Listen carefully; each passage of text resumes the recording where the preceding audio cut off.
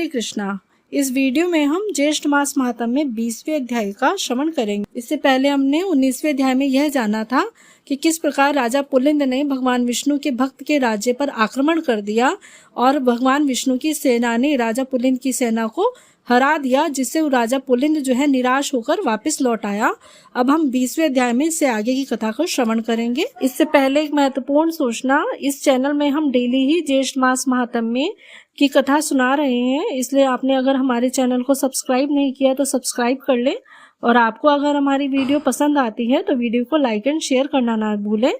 यही एकमात्र जरिया है जिसके आधार पर मैं जान पाती हूँ कि आपको हमारी वीडियो पसंद आ रही है। ज्येष्ठ मास महात्म्य में 20वां अध्याय, निर्जला एकादशी व्रत का वर्णन। ऋषि लोग स्कंद जी से बोले कि हे स्कंद जी, आपने समस्त मोह को नाश करने वाला तथा अत्यंत आश्चर्य को देने वाला ज्येष्ठ मास के महात्म्य का आख्यान कहा। वह योगियों का गम्य सनातन साक्षात परब्रह्म शत्रु के संहार के निमित्त एकादशी के प्रभाव से वहां पर आए, जो परब्रह्म वचन से भी नहीं कहा जा सकता। इतना कहने पर ऋषि लोग कहने लगे कि हे स्कंद जी, उस राजा पुलिंद ने दुखी होकर फिर क्या किया।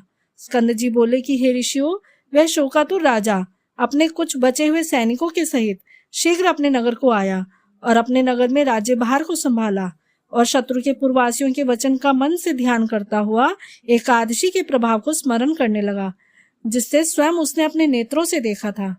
इस प्रकार चिंता में मग्न राजा का बहुत समय बीत गया और अधिक चिंता मग्न रहने के कारण उसके शरीर में केवल हड्डी और चाम मात्र ही रह गया।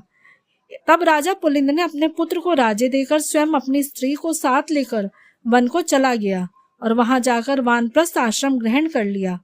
वहां वन में राजा पुलिंद को एकादशी के संबंध में प्रश्न करते 12 दिन बीत गए।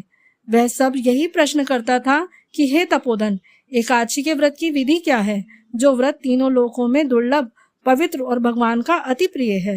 अहो आश्चर्य है, मैंने उस एकादशी व्रत का महान आश्चर्यकारी कार्य देखा था, इसमें संशय नहीं है। वहां के पूर्व जन्म के पुण्य कर्म के प्रभाव से वरेण्य ऋषि के पवित्र आश्रम में दत्तात्रेय ऋषि आए और उन दत्तात्रेय के दर्शनों की लालसा से वहां समस्त ऋषिगण आए। कुछ लोगों ने पूजन, स्तुति तथा विविध प्रकार से उनकी सेवा की। राजा पुलिंद भी दत्तात्रेय का आगमन सुनकर वहां भयभीत के समान ऋषि के पास जाकर बैठ गया। प्रधान ऋषियों के चले जाने पर राजा पुलिंद दत्तात्रेय जी के पास गया और दंडवत कर दूसरे विंध्याचल पर्वत की तरह पृथ्वी पर गिर गया। दत्तात्रेय जी राजा से बोले कि हे सौम्य, उठो उठो, तुम कौन हो और किस लिए यहाँ आए हो। तुम्हारे दुख का जो भी कारण है उसको तुम मुझसे कहो। दत्तात्रेय जी के वचनों को सुनकर अत्यंत दुखी होकर वह पुलिंद राजा नहीं उठा। तब उस राजा को दत्तात्रेय ने स्वयं अपने हाथ से उठाया। राजश्रेष्ठ पुलिंद ने उठकर दत्तात्रेय जी को अति सुंदर हृदय जानकर कहा कि हे जगतीतल विख्यात राजा पुलिंद हूँ।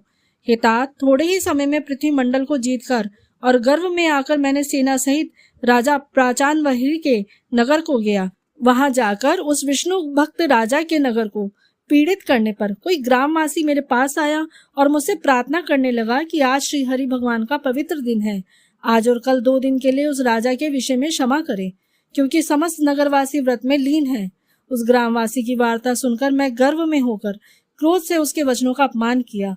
उसके वचन मेरी बुद्धि और मति को गर्व से छुड़ा न सके। इसके पश्चात सूर्यास्त के हो जाने पर असंख्य विष्णुदूत अनेक रूपों में वहां आकर युद्ध करने लगे। उन विष्णुदूतों ने समुद्र के समान मेरी समस्त सेना को भक्षण कर लिया। अपने प्राण मात्र रह जाने पर हम लोग भागकर अपने नगर में आए। उसी समय मैंने राज्य, पुत्र, धन का त्याग कर सात्विक वृत्ति का आश्रय लिया। अब आज आपके चरण कमलों का दर्शन करके मैं कृतकृत्य हो गया। मैं धन्य हूँ तथा मेरे पूर्वज भी पुण्यशाली हैं, जो आज देवताओं से भी पूजित आपके चरण कमलों का मुझे दर्शन हुआ।